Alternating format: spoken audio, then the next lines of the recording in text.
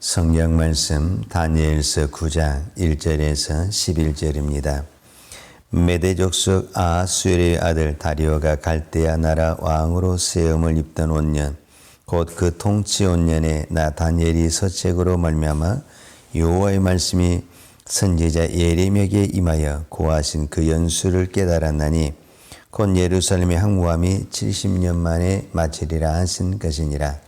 내가 금식하며 베옷을 입고 죄를 무릅쓰고 주 하나님께 기도하며 간구하기를 결심하고 내 하나님 여호와께 기도하며 자복하여 이르기를 크시고 두려워할 주 하나님 주를 사랑하고 주의 계명을 지키는 자를 위하여 언약을 지키시고 그에게 인자를 베푸시는 자시여 우리는 이미 범죄에 피해가며 행하가며 반역하여 주의 법도와 규례를 떠나싸우며 우리가 또 주의 종 선지자들이 주의 이름으로 우리의 여론과 우리의 방백과 열조와 온 국민에게 말씀한 것을 듣지 아니하였나이다.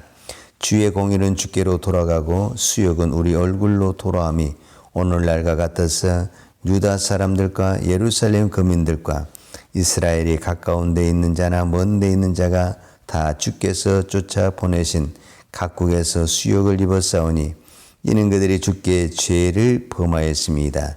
주의 수욕이 우리에게 돌아오고 우리의 열왕과 우리의 방백과 열조에게 돌아온 것은 우리가 주께 범죄하였습니다마는 주 우리 하나님께는 궁일과 사야하심이 싸우니 이는 우리가 주께 피해갔음이오며 우리 하나님 여호와의 목소리를 청정치 아니하며 여호와께서 그 종 선지자들에게 부탁하여 우리 앞에 세우신 율법을 행치 아니하였습니다.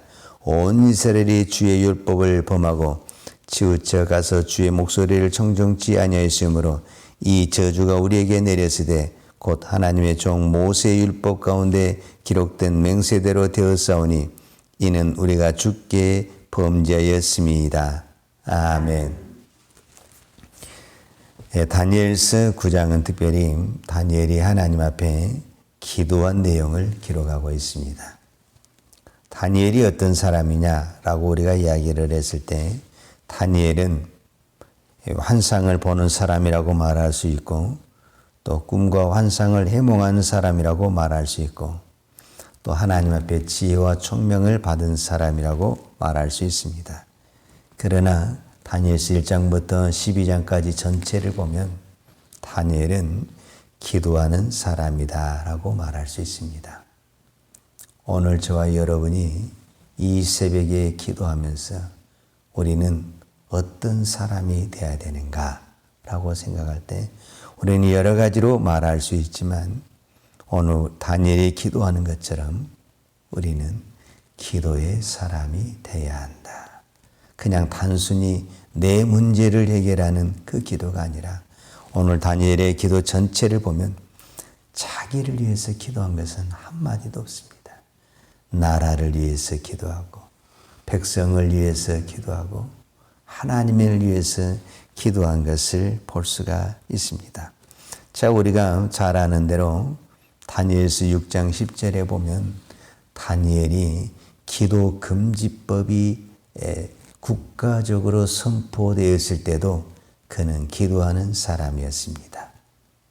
다니엘서 6장 10절에 보면 다니엘이 이 조서에 의인이 찍힌 것을 알고도 자기 집에 돌아가서 그 방에 예루살렘으로 향하여 열린 창에서 전에 행하던 대로 하루 3번씩 무릎을 꿇고 기도하며 그 하나님께 감사하였더라 그랬습니다. 지금 다니엘은 어떤 상황에 있냐면 포로로 끌려왔고 그 다음에 그 나라에 새로운 법이 생겨서 기도를 금지법이 생겼습니다. 그리고 기도를 하면은 사자굴에 들어가야 되는 그런 위기의 상황이 왔습니다. 그러나 다니엘은 그 모든 환경과 상관없이 전에 행하던 대로 하나님께 기도했다라고 성경이 기록하고 있습니다. 다니엘의 이런 기도가 나오기는 하루아침에 기도가 나오지 않았다라고 우리가 생각할 수 있습니다. 어떤 사람이 그런 기도를 했다라는 것은 그 기도가 하루아침에 생겨난 그 기도가 아니라 오랜 시간 기도했기 때문에 그런 기도의 내공에 의해서 그렇게 기도할 수 있었다. 어쩌면 하루에 3번씩 기도했다라는 것은 다니엘이 포로로 끌려오기 이전부터서 그는 그 예루살렘 유다에 있으면서 하루에 3번씩 기도하는 사람이었다. 어릴 때부터 기도한 그것이 포로로 끌려와서도 여전히 기도했고, 그가 나이를 많이 먹었어요. 지금 이 9장 이후는 이제 다니엘의 노년기거든요. 그때도 여전히 기도를 했다라는 겁니다. 그래서 저는 다니엘을 그 어떤 환상을 보고 또 꿈을 행하고 그런 것보다는 다니엘은 처음부터 끝까지 기도하는 사람이었다라는 것을 우리가 바라볼 수가 있는 것입니다. 그리고 실제적으로 하나님은 다니엘이 이렇게 기도하니까 그 기도하는 사람에게 하나님이 지혜도 주시고 또 총명도 주시고 하늘의 놀라운 환상, 어떤 부분에서는 이걸 우리는 천국 비밀이라고 해요. 하늘의 놀라운 비밀을 다니엘에게 보여주었다라고 말할 수 있습니다. 그렇습니다. 우리가 기도할 때 천국의 비밀, 성경의 비밀, 하나님의 뜻을 깨달을 수가 있습니다. 세상에 공부를 많이 해야만이 하늘의 비밀을 깨닫는 것이 아니라 하나님 앞에 깊이 묵상하고 기도할 때 하나님이 지혜를 주시고 깨달음을 준다라는 겁니다. 우리가 잘 아는 대로 사무엘상 12장에 보면 사무엘은 이런 말을 하거든요. 나는 너희를 위하여 기도하기를 쉬는 죄를 여호와 앞에 결단코 범죄치 아니하고 그랬어요.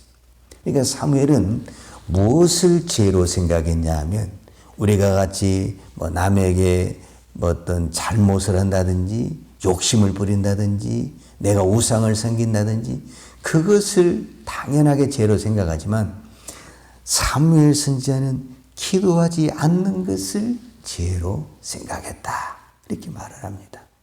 그러면은요, 우리는 날마다 죄를 짓고 있는 겁니다, 사실은. 저는 이 말씀을 다니엘이 알았다고 봅니다. 알았다. 그러니까 바벨론 포로로 끌어와서 그는 마음에 정을 했습니다. 다니엘 7장 8절에 보면 다니엘은 뜻을 정했다.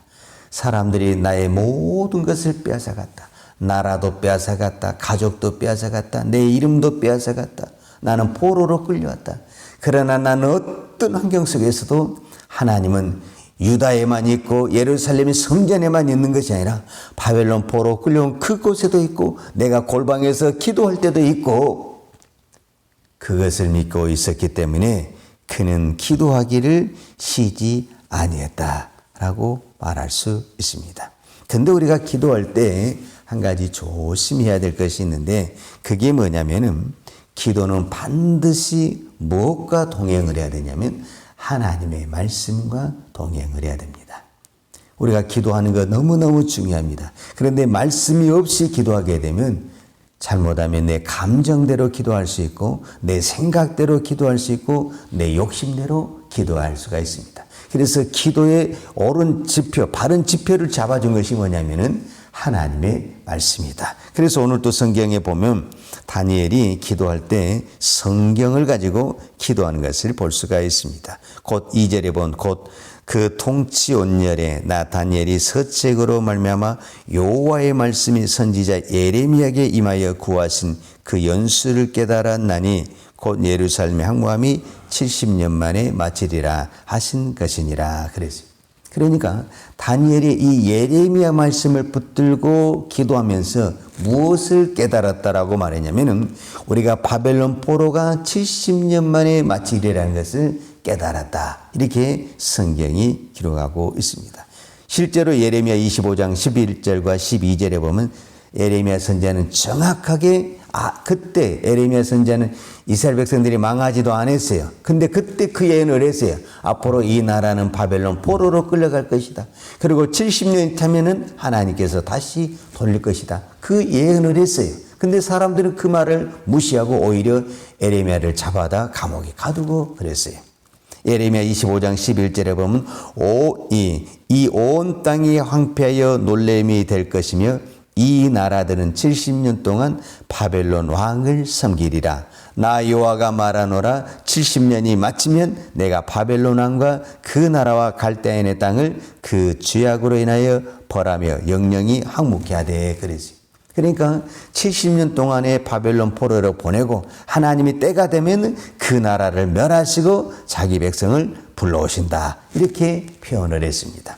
예레미야 29장 10절에도 보면 나 여호와가 이같이 말하노라. 바벨론에서 70년이 차면 내가 너희를 공고하고 나의 선한 말을 너희에게 실행하여 너희를 이곳으로 돌아오게 하리라. 하나님이 예레미야 선지자를 통해서 말씀을 했습니다. 그러면 하나님의 말씀은 반드시 이루어지는 겁니다. 이스라엘 백성들이 바벨론 포로로 가야 됩니다. 그리고 70년이 되면은 반드시 돌아오게 됩니다. 그러면 이제 어떻게 해서 이 70년이라는 시간이 나왔냐라고 말을 했을 때 우리가 여러 가지로 생각을 하고 또 말들을 합니다. 그런데 제가 어떤 책에서도 그렇게 나와요. 그리고 실제적으로 제가 수요일 밤에 레위기서를 묵상하면서 그 이야기를 했습니다. 이스라엘 백성들이 가나안 땅에 들어갈 때, 즉 애굽에서 나와서 광야에서 모세를 통해서 율법을 받고 그 다음에 가나안 땅에 들어갑니다. 그때 하나님은 모세에게 이런 율법을 줍니다. 안식일을 지켜라. 안식년을 지켜라. 이게 하나님의 율법이요. 그런데 이스라엘 백성들이 광야를 지나 가나안 땅에 들어가서 여호수아가 살고 있을 때, 그 다음에 광야에 그 백성들이 살고 있을 때는 하나님을 잘 섬기고 율법을 잘 섬겼습니다. 그런데 시간이 흐르면서 여호수아도 죽고 광야의 세대의 사람들이 다 죽고 이제 새로운 사람으로 교체가 됐습니다. 근데 이스라엘 백성들이 광야에서는 농사를 짓지 않았는데 가나안 땅에서는 농사를 짓게 되는 겁니다. 농사를 지으려면 제일 중요한 게 뭐냐면 땅입니다. 땅. 그런데 이스라엘 백성들은 이제 그때부터 욕심이 생기고 탐심이 생기면서 땅에 이 안식년을 가져야 되는데 안식년을 갖지 않습니다. 더더구나 희년이 될 때는 안식년도 쉬어야 되고 희년도 쉬어야 되니까 2년 동안 경작을 하지를 말아야 됩니다. 이거는 믿음이 아니고는 불가능합니다. 예를 들어서 지금 내가 어떤 공장을 운영하고 있는데 안식년이 돌아오고 희년이 돌아왔는데 돌아왔다고 2년 동안 공장을 못 닫는다. 그럼 그 공장 말 그대로 폐쇄되는 겁니다. 믿음이 없이는 이건 할 수가 없습니다. 바로 이스라엘 백성들이 이런 위기에 오게 되니까 당연히 땅을 시지게 하지 않고 농사를 짓는 겁니다. 그리고 농사를 짓다 보니까 그 농사에 대한 뭐가 발달하게 되냐면 농사에게 축복하는 신이 있습니다. 가나안의 대부분에 쓰는 풍요의 신인데 농사를 짓을 때 풍년이 돼야 되거든요. 이것을 해줄 수 있는 신을 찾게 되는 겁니다.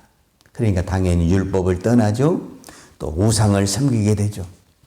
그래서 하나님이 오늘 이 백성을 각국으로 흩어지게 합니다. 아수르, 바벨론, 그 주변의 애굽으로 다 흩어지게 해서 결론적으로 그들이 율법을 지키지 않았던 이 70년 동안 그대로 이 땅에 안식년을 갖게 하는 겁니다. 그래서 하나님의 말씀은 변함이 없고 오늘 또 다니엘이 뭐라고 기도하냐면은 여러분 11절에 보면 이렇게 나와요. 온 이스라엘이 주의 율법을 범하고 치우쳐 가서 주의 목소리를 청종치 아니하시므로 이 저주가 우리에게 내렸을 때 곧 하나님의 종 모세의 율법 가운데 기록된 맹세대로 되었다. 이렇게 표현합니다. 그러니까 결국은 다니엘이 지금 무엇을 놓고 기도하냐면 하나님이 모세에게 준 율법을 우리가 지키지 아니해서 이런 저주가 임하고 우리가 포로가 되었다. 그러나 하나님의 긍휼에 풍성하신 그 하나님은 우리를 영원히 버리지 아니하시고 70년 만에 정확하니 돌아오게 하셨다. 결국은 하나님의 말씀대로 이루어지게 되는 것을 볼 수가 있습니다. 오늘은 추수감사주일입니다. 오늘 우리는 무엇을 감사하겠습니까? 우리가 하나님 앞에 구원받은 것을 감사하십시다. 그리고 내가 하나님 앞에 예배할 수 있는 것을 감사하십시다.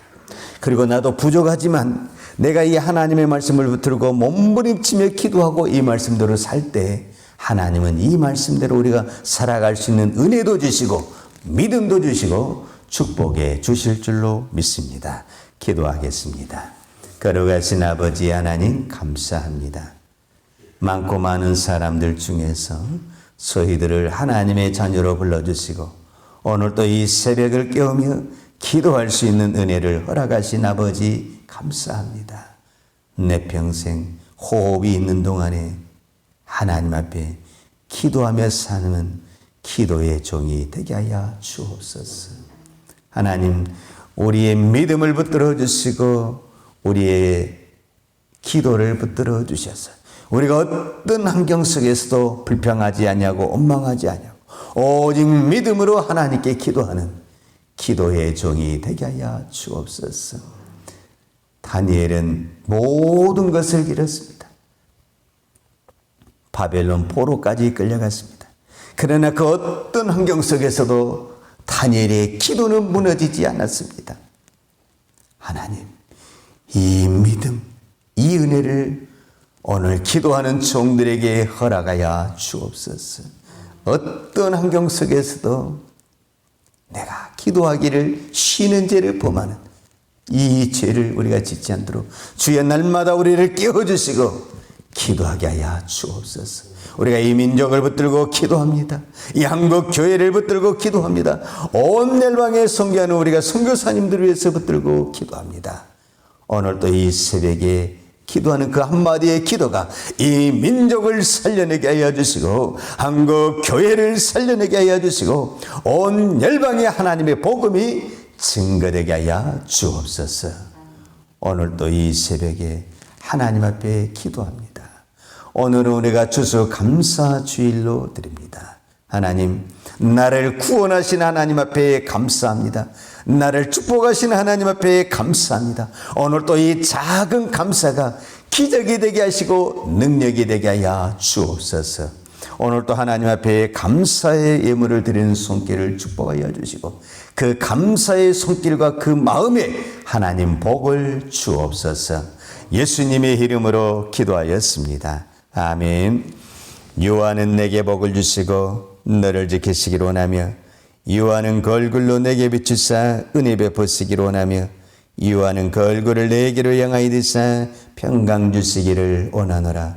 이제는 십자가 위에서 나의 모든 죄를 위하여 속량하신 우리 주 예수의 그리스도의 은혜와 독생자를 보내주신 아버지 하나님의 무한하신 사랑과 성령님의 교통하심과 충만하신 은혜가 오늘도 날마다 새벽을 깨우며 기도하기를 결심하는 사랑하는 주의 종들 머리머리 예와 이 나라의 민족과 한국 교회 위에 온 열방에 나가서 하나님의 복음을 증거하는 선교사님 예와 사랑하는 주의 자녀들 머리머리 예 이제부터 영원토록 함께 있을지어다.